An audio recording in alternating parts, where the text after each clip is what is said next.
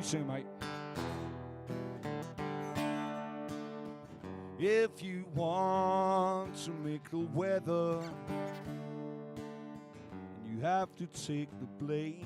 When people come out of prison, the first couple of months are really crucial in the choices that they make. And if, whilst they've been incarcerated, they've learned to deal with problems by writing songs and getting out, which is what I do. That's why I write political songs, the things that tee me off, I write songs about them. If they've learned that in prison, then once they come out, they have a way to process the problems that they face in a non-confrontational way. So that helps to get them to make choices that don't lead them back to prison. Cheers, man. Hey. Get in, I've been really pleased with the response. There's a film that I've had to do on my own because the prison system generally are very conscious of people filming. I've had to sort of go in and, as a one-man band, basically, film, edit, and Breaking Rocks, the film, has been done completely on my own. So as a filmmaker, it's been a great experience as well. Not only have I met some great people like Johnny and Leon and heard some great music, it's been a real experience for me, sort of filming prisons, and I'm hoping that I can continue that work now, especially as more and more people see the film. I think the highlights for me has been working with Johnny Neeson and with Leon Walker, the guys who we've met in prisons who've come out with, particularly on this little tour, to see them improve every night, to watch them playing their songs, to talk to them, to see that they've not just written songs, but they've got ideas that they're carrying forward, moving further away from the fact that they were once in prison and much, much closer to the fact that they are great professional musicians in their own right. They don't really need Joe Guitar Doors. I mean, with the film, we've given them that platform, but really, it doesn't really matter that they were ever in jail. What matters is that they're writing great songs and playing great guitar. If you wonder what every pound you spend is going to do, you've just seen what it can do. So let's raise some money tonight. Let's help some more people like John. John Neeson, ladies and gentlemen, John Neeson. Through this jail, just through Joe Guitar Doors, I've met, like, everyone seems to be really genuine and stuff. Everyone's really nice, and it's really, that's been like, a really nice thing about it. First off, it's them two. No. Then second is down. I think the most important for me is not actually knowing these people at first and then getting to know them and becoming really good friends, you know what I mean? And it's like genuine as well, which you can't buy really, can you? Billy Bragg? Myself and Billy Bragg have known each other about 10 years. We run a stage at Glastonbury together called the Left Field Stage. But about 5 years ago, I made a film called Who Shot the Sheriff about the Rock Against Racism movement, and we took that into Brixton Prison, and we did an anti-racist day, and the film got shown, and I think it was after that Billy realised the sort of power of music in the prison system. So again, he wanted to do something in memory of Joe Strummer, and rather than putting on a gig, he thought the idea of actually sort of taking instruments into prisons would be a more powerful way of celebrating Joe's life, but also doing something that sort of goes forward. The Clash were a huge influence on me. They politicised me. They took me to Rock Against Racism, was the first political act I ever took part in 1977.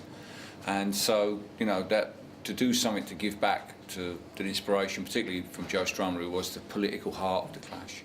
His passing in 2002 made me want to do something, and Joe Guitar Doors kind of came around about the 5th anniversary of Joe's death, and so it seemed to fit him to do something in his name. 1, 2, 3, 4! When I announced that I was going to do this at the NME Awards in 2007, the first person on to come off stage who came up and gave me some money was Mick Jones at the Clash, so it made me feel justified in my sense of what the Clash stood for. And we're about actually to go next month to the United States of America, where Wayne Kramer, a former member of the MC5, who's actually mentioned in the first verse of the song, Joe Guitar Doors. Let me tell you about Wayne and his deals of cocaine, is the first line. Oh, yeah.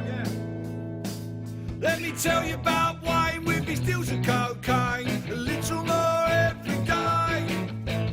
Out for a friend till the band do well, but the DA locks him away. He is launching Joe Guitar Doors USA So, you know, this is an idea that could work anywhere. There are people in Canada who want to do it, in Scandinavia, in Australia. So it's a great idea and it works anywhere. I think something that's been really important, especially doing this tour, is that people have. We've shown the film and then people have seen Johnny and Leon play afterwards. So big up the ASV, OK the dealer, and the saw. Home and duet, or wherever you are. We love you, the dealer, and the saw. Home and duet, doke and all. What's been amazing is a lot of people, and you know, you've got to say that a lot of people come along to see Billy, but I think when they've seen Johnny and Leon play, they've been absolutely blown away. And we've had loads of offers. We've done, you know, we've done the tour of the North and now the South, and a lot of people have said, "Come back, bring these guys back, and we'll put some gigs on." I think that's been the secret of it.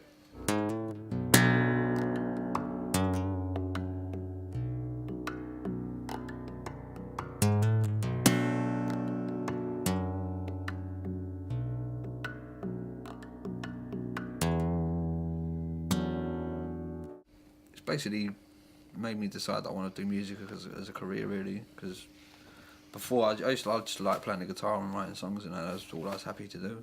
But now, yeah, it's kind of made me got used to performing in public and stuff like that. I can't believe he's only been playing 2 years. I think he's lying, my son, to tell you the truth. Because I've been playing nearly 14 years, and it's like, just to watch him do some of the stuff, I'm like... You're a couple of plants. Billy's like, put you in the prison, hasn't he? I think he's been playing since you were 5, you know what I mean? To be truthful. I've got 24 guitars in my hallway that are destined for Holloway, Guy's Marsh again, Dorchester Prison and Portland. You know, that's the next batch, and once they're gone out my hallway, I'll phone up the guitar factory and order another batch, and I'll find out another 4 prisons somewhere and I'll get them in there. I'm going to carry on doing this as long as there's capacity in the prison system, and hopefully Alan's film will be able to continue doing a great job of explaining what we're trying to do, not just to audiences outside the prisons, but also within the prisons. You know, I've got guys, ex-prisoners, who want to go back into the prisons and do the kind of work that we need, you know, with guitars, and they take Alan's film with them and they show Alan's film to the staff. And the staff are like, "Oh, great, yeah, we get that." So it's Alan's film is not just an amazing documentary and a great record, it's also a tool that we're using within the prison service itself.